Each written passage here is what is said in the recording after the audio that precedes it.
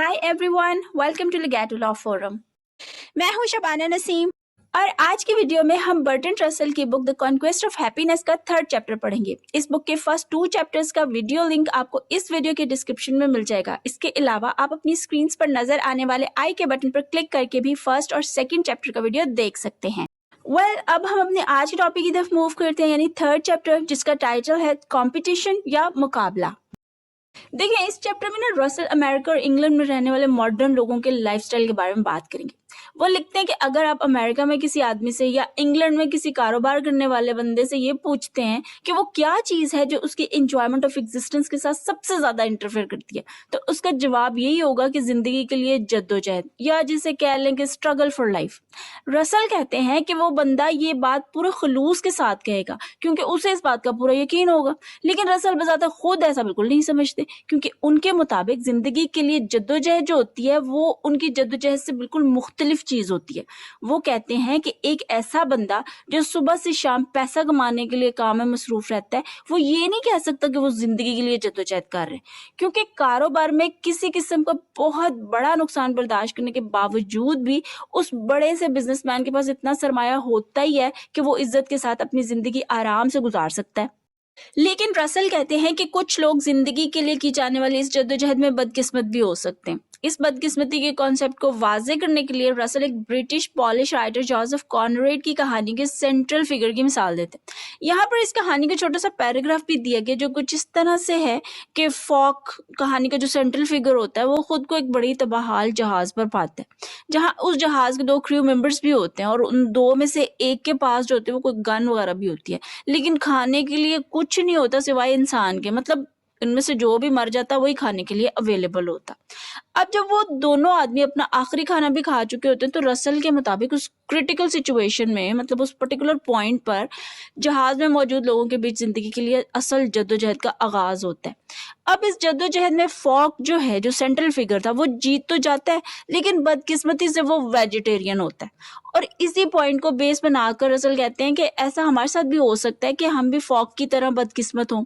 अब आप सोच रहे होंगे कि कैसे, तो जनाब हो सकता है आप कोई चीज हासिल कर भी लें लेकिन वो आपके किसी काम की ही ना हो। रसल के मुताबिक जो लोग कहते हैं ना कि वो जिंदगी के लिए जद्दोजहद कर रहे हैं, दरअसल वो कामयाबी के लिए स्ट्रगल कर रहे होते हैं। लोगों को इस स्ट्रगल में जिस चीज का खौफ होता है वो ये नहीं होता कि उन्हें अगली सुबह जो है वो ब्रेकफास्ट मिलेगा या नहीं मिलेगा, बल्कि उन्हें हकीकत में इस बात का खौफ होता है कि अगले दिन कहीं वो अपने हमसाये के साथ जो उन्होंने एक दौड़ लगाई होती है कि भाई मैंने आगे निकलना है तो तुम्हें मैंने पीछे छोड़ना है, तो उस दौड़ में उन्हें नाकाम होने का जो है वो खौफ होता है। इसके बाद रसल एक किसी ऐसे ही जिंदगी के लिए स्ट्रगल करने वाले बंदे की जिंदगी पर गौर करने के लिए कहते हैं। वो लिखते हैं कि फर्ज करें एक अमीर आदमी है, उसके पास जबरदस्त और खूबसूरत सी बीवी और प्यारे प्यारे बच्चे तो हैं, लेकिन वो सुबह सवेरे उस वक्त जागता और ऑफिस के लिए भागता है जब उसकी बीवी बच्चे सो रहे होते हैं। ऑफिस में इसका काम अपने एग्जीक्यूटिव क्वालिटीज को दिखाना और अपने ऑफिस बॉय के अलावा तकरीबन हर किसी को इम्प्रेस करना होता है। वो सारे दिन अपने मातहतों को लेटर्स डिक्टेट करता रहता है, बहुत से इंपॉर्टेंट लोगों के साथ फोन पर बातें करता है, मार्केट स्टडी करता है। इसके अलावा लंच भी किसी ऐसे ही बंदे के साथ करता है जिसके साथ उसकी कोई डील होने वाली होती है। जब वो घर वापस आते हैं तो इतना थक चुका होता है कि उसके पास सिवाय डिनर के लिए ड्रेसअप होने के किसी और के लिए कोई भी टाइम नहीं होता। रसल कहते हैं कि इस किस्म का इंसान जो होता है वो अपने बिजनेस में इस हद तक डूबा होता है कि उसे अपने बीवी बच्चों की कोई खबर ही नहीं होती। हफ्ते के सारे वर्किंग डेज पर वो ऑफिस में होता है और इतवार के दिन वो गोल्फ क्लब चला जाता है। यहाँ रसल सवालिया अंदाज में कहते हैं कि वो अपनी वाइफ के बारे में क्या जानता है। जब वो उसे घर छोड़कर जाता है तो वो सो रही होती है। फिर लिखते हैं कि ऐसे बंदे को बाहर के मौसम और फसलों की काश्त के बारे में कुछ पता नहीं होता। उन्हें उन चीजों के बारे में सिर्फ उसी वक्त पता चलता है जब इन बातों का इफेक्ट मार्केट पर पड़ता है। अगरचे वो दूसरे मुल्कों में घुमा फिरा होता है लेकिन बड़े बोरियत भरे अंदाज में। ऐसे इंसान को किताबें बेकार और म्यूजिक कोई नेक्स्ट लेवल की चीज लगता है। आगे कहते हैं कि अगर कोई अमेरिकन बिजनेसमैन खुश होना चाहते तो उसके लिए जरूरी है कि सबसे पहले तो अपना रिलीजन चेंज कर ले, क्योंकि जब तक वो सिर्फ कामयाब होने की ही ख्वाहिश करता रहेगा और यही समझता रहेगा कि सक्सेस के लिए ख्वार होना ही उसकी ड्यूटी है, और जो ऐसा नहीं कर पाता वो बड़ा ही कोई बेचारा टाइप का इंसान है, तो ऐसा बंदा खुश तो फिर किसी सूरत नहीं हो सकता।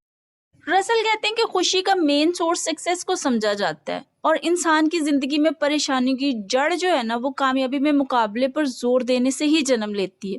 وہ کسی حد تک پیسے کی اہمیت کو بھی نظر انداز نہیں کرتے، مطلب یہ کہ وہ اس بات سے اگری کرتے ہیں کہ انسان کی زندگی میں خوشی لانے کے لیے کسی حد تک پیسہ بھی اہم ہوتا ہے، لیکن اس سے زیادہ اس کی کوئی خاص امپورٹنس نہیں ہوتی۔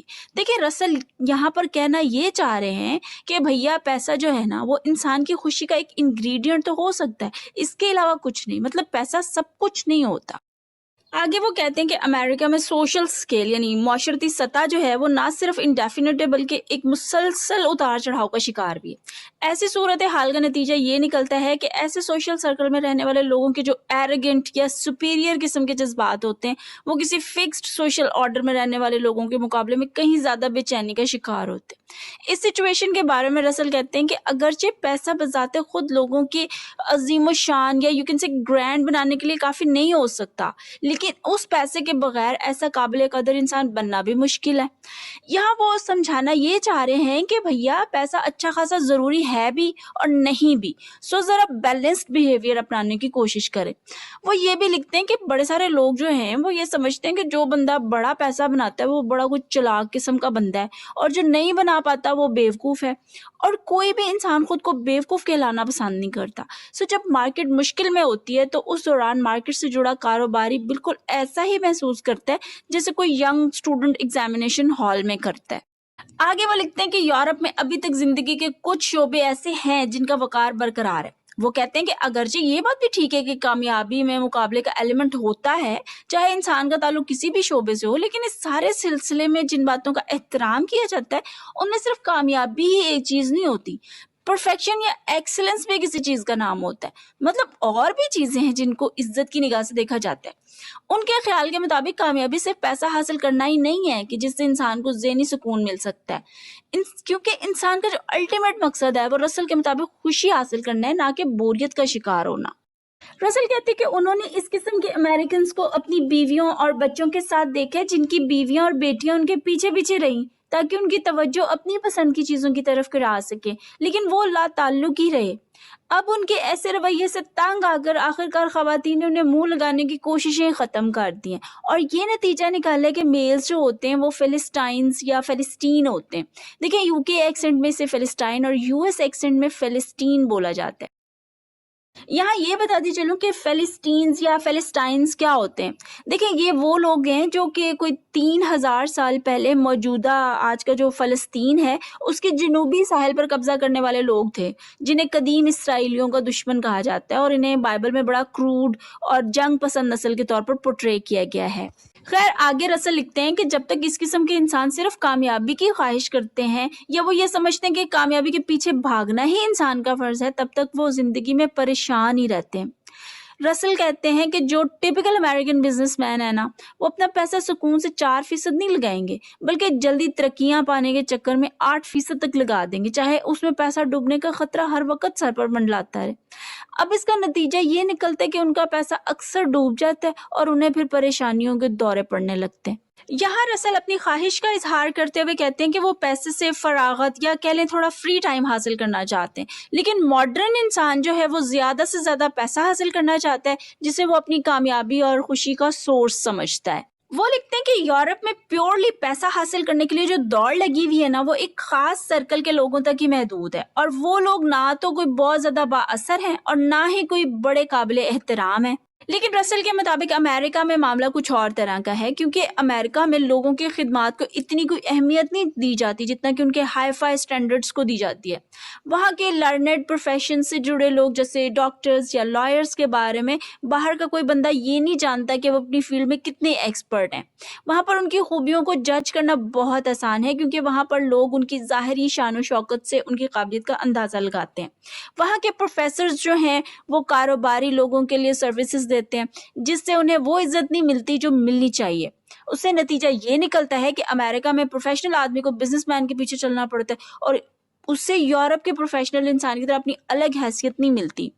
رسل کہتے ہیں کہ امریکی جو بچے ہیں خاص طور پر لڑکے وہ چھوٹی عمر میں یہ محسوس کر لیتے ہیں کہ زندگی میں جس چیز کی اہمیت ہے وہ ہے پیسہ، سو ایسے میں وہ کسی بھی ایسی تعلیم کی طرف توجہ دینا پسند ہی نہیں کرتے جو انہیں فیوچر میں پیسے سے محروم کرنے کا وسیلہ بننے والی ہو۔ वो लिखते हैं कि 18वीं सदी में जेंटलमैन किस्म के लोग जो थे वो लिटरेचर, तस्वीर और म्यूजिक के इंजॉय करते थे, लेकिन उसी दौर में अमेरिका में अमीर आदमी इन चीज़ों को कोई इंपॉर्टेंस नहीं देते थे।